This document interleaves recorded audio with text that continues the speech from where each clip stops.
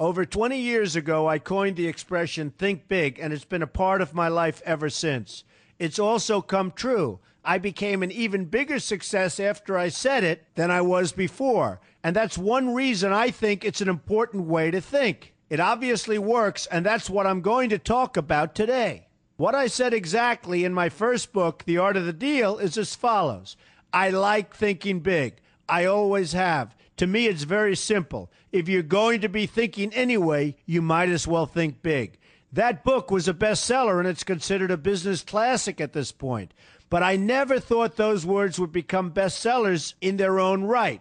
It's an interesting point that I'm famous for two very short statements. Think big and you're fired.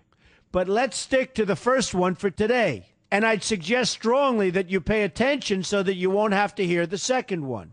Thinking big starts with the details and grows from there. Because I'm a builder, I'm very aware of the importance of having a good foundation. You can't take chances in construction. You can't be haphazard and say, well, maybe this will work, maybe it won't, so let's try it and find out. Because a lot of people will be at risk. I have to know if something will work or not. Every inch has to be accounted for. In other words, thinking big starts with being thorough. So number one, be thorough. Don't count on happenstance to get you anywhere because it won't. Number two, get a momentum going and keep your momentum going. You have to have big ideas, but you've got to have the energy to get them done, which can sometimes take a long time. If you don't have momentum, you will not have what it takes to get the job done. Patience alone isn't enough. I have a lawyer friend who used to refer to me as the reverse tornado who builds everything in his path. I always like that because it implies a lot of energy and a lot of momentum.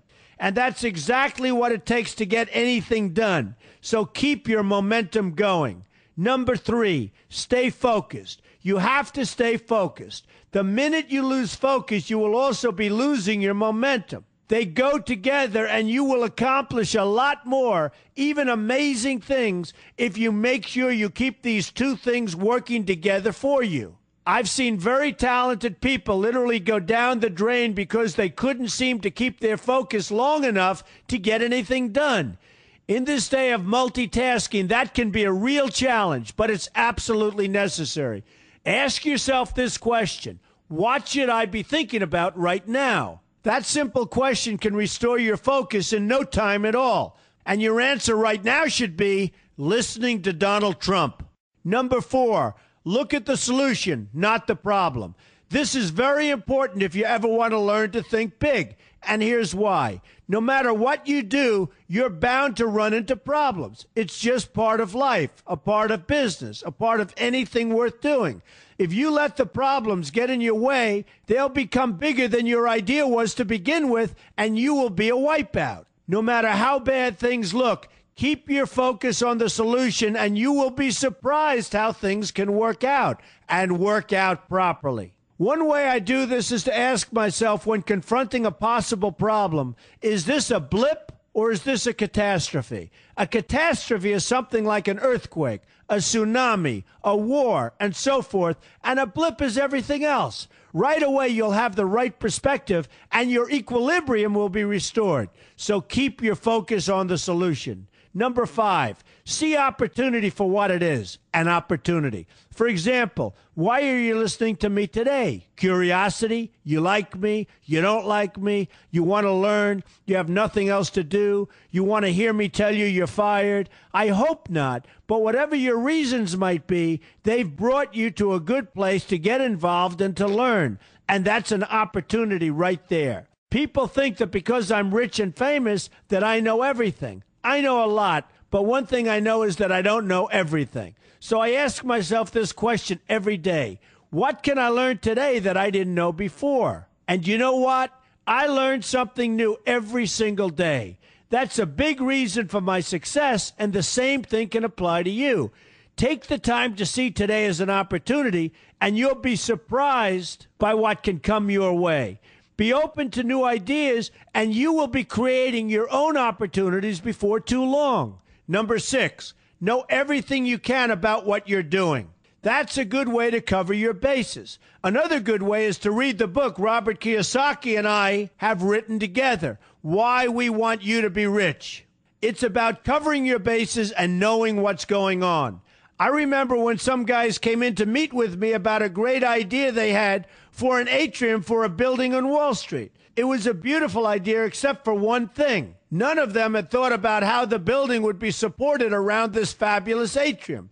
They didn't take into account the steel columns that were necessary to support a 72-story building, a very big and embarrassing oversight that could have been avoided if they'd taken the time to think about what they were doing. Don't let that happen to you. Know what you're doing first. Number 7, be lucky. Remember the old saying, the harder I work, the luckier I get. Well, it happens to be true.